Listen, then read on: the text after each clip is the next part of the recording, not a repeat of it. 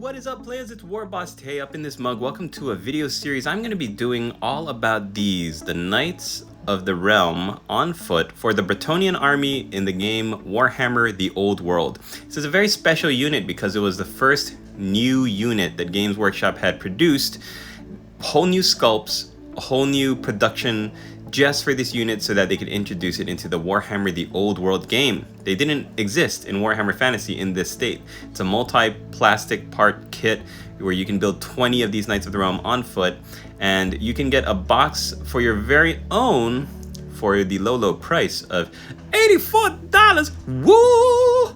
Now, if you are someone who is adverse to paying $84 for a box of 20 miniatures, I'm going to give you an alternative. And in this little video series I'm going to be comparing this alternative to the official Games Workshop product right here. So this is part one, where we're going to be taking a look at that alternative and seeing what the cost is for you in terms of time and money. And this is the unit I'm talking about. It is 20 Gallia Knights on foot by Highlands Miniatures, and I actually got mine on eBay from a vendor that I frequent very much because I think their quality is really good. It's the Pecking Order store. So I'm going to put a link down below in the description. Check out the listing for yourself. One thing I really love about the Pecking Order store, nearly every single, or maybe just about every single listing I've ever looked at on eBay, a little bit later in the day, I've gotten an email saying, hey, the seller's offering you this discount, shave off another couple dollars, and I get it for even cheaper than what the price is right here. It's amazing. So check out the listing yourself. If you're interested, give it a little heart, like it. You can even check them out on Etsy as well. The Pecking Order has much more products there, but I found them on eBay. I picked these up. I've also gotten a package of 25mm square bases, which I'll also link that in the description because the Pecking Order doesn't provide bases. But I'm gonna show you how they came together right after this commercial break.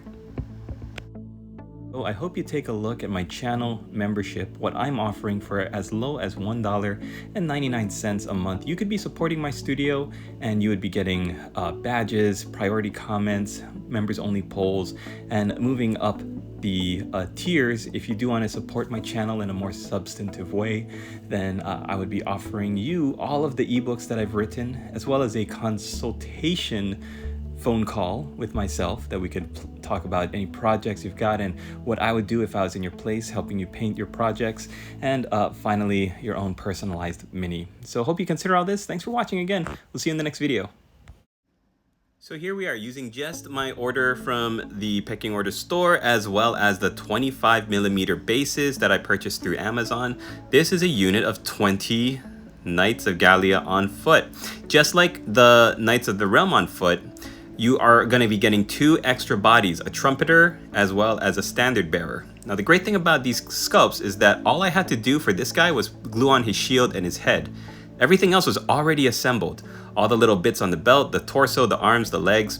This character, the champion, came completely assembled. I didn't have to do anything but glue him to the base. And the way you can tell the quality of a 3D printer is look at the chainmail, look at the face, look at the detail on the model. If you find a good one like I have with the Pecking Order store, then stay with them, because there are some casters out there that actually are very poor, terrible. The stuff looks like it came out of a 99-cent like vending machine. It is horrible. But look at the detail on the helmet, the chainmail. Like I said, you really can't beat it. So compare this to these 20 Knights of the Realm on foot, and visually right off the bat, without even having built them, I can tell you that they're going to be a lot bigger and hardier, meatier. Those big helmet crests are going to be just really beautiful to look at. There's a little bit of a difference. Yeah, you could see there's some heaviness to some weight, some bulk to these models that are not present in the Highlands Miniatures ones. And here are the sprues. Now, as a player of advancing age as I am, I'm just gonna tell you this, guys. I don't like fiddling with small bits anymore. I don't like to assemble as much as I used to. Now, if I was still little boss Tay, like fresh out of high school, sitting in my little hobby den and like dreaming about the armies I was going to command and putting together conversions and gluing antlers to helmets and stuff, then I would be like happy to be building from scratch and letting my imagination run wild. But as a father now, my conclusion is that my time and money, it's at a premium. So if I do invest in something for Games Workshop's games, I want to be able to get it on the table as quickly as possible. And these Highland Miniatures sculpts are just that. Almost all of them are built except for the heads. When I got these in the packages, all I needed to do was put on the heads.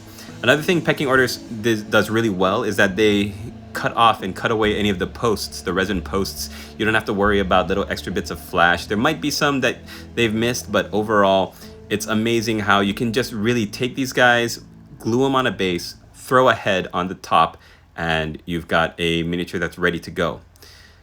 Putting together this unit took me about like 10-15 minutes. There were some swords that were attached to the hip, like scabbarded swords, and there was one halberd that had snapped off in transportation, and I had to glue those back. Those were a little finicky, but if those aren't going to bother you, if you take that chance, that's another con of using a 3D printed resin model, is that the weapons are a little sensitive and vulnerable to snapping.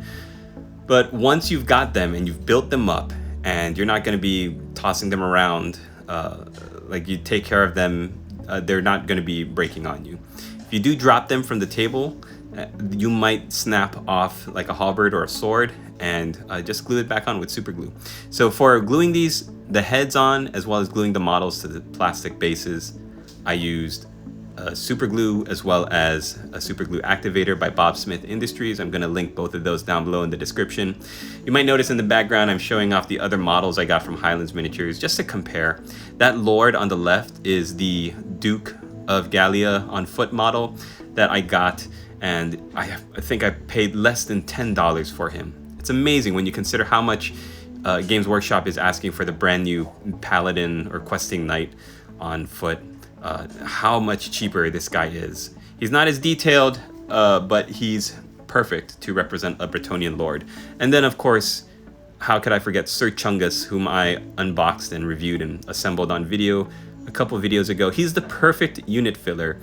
Just throw him in a unit of these Gallian Knights, and for the same cost of one box of Gallian Knights, you could get 3 boxes of these Gallian Knights on foot, as well as a giant and a duke. I mean, just imagine that. For one box of 20 Games Workshop plastic miniatures, you could have 80 of these guys, led by a duke and a giant.